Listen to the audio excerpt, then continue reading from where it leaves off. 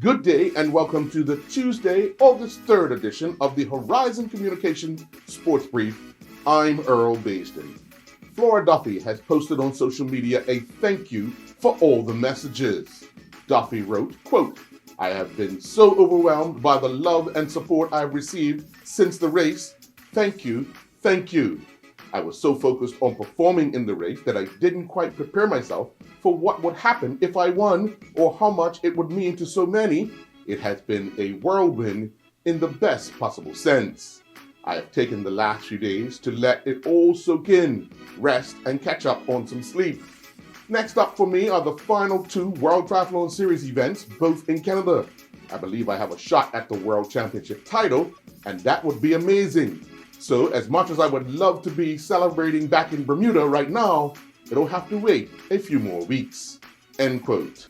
Now that Bermuda's participation in the Olympic Games are over, Islandstats.com will turn our attention to the Paralympic Games set to get underway in Tokyo Tuesday, August 24th. Jessica Lewis's schedule of events have now been released. Lewis will compete in the T53 Women's 800-meter Round 1 heats scheduled for Sunday, August 29th.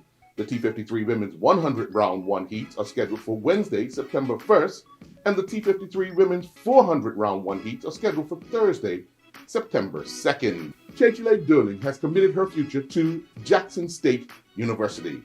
In a statement posted on social media, Durling said, quote, "IMG Academy has given me many opportunities to showcase my talent.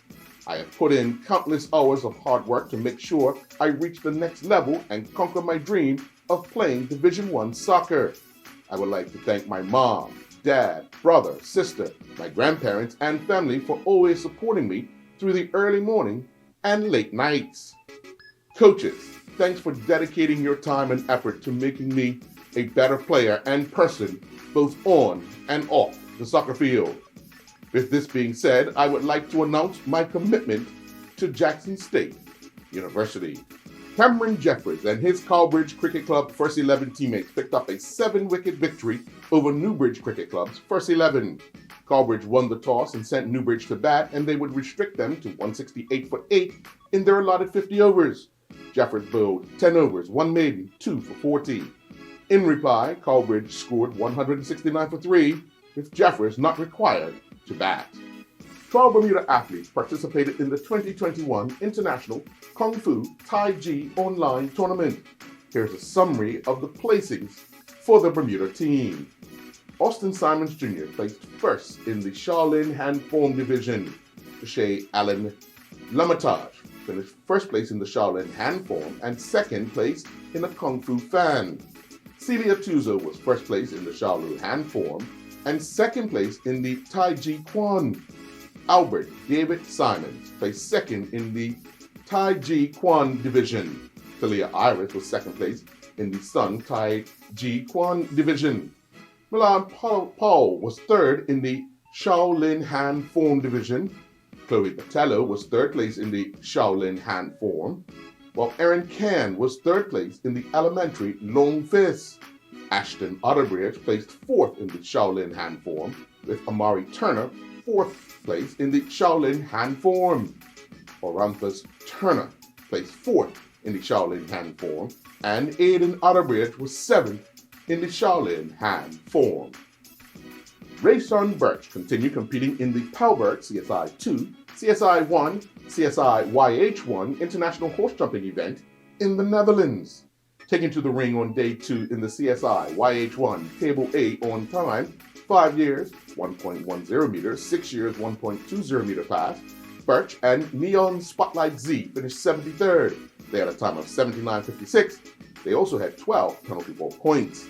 Meanwhile, Kaiwan Waldron continued competing in the International Trotting and Pacing Association's Midwestern Classic in Indiana.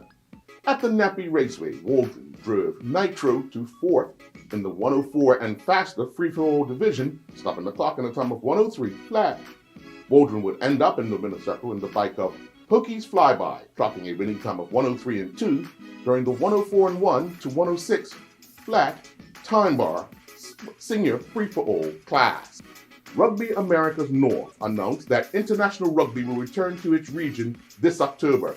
Turks and Caicos Island Rugby Football Union is set to host the 2021 RAN 7 October 16th and 17th.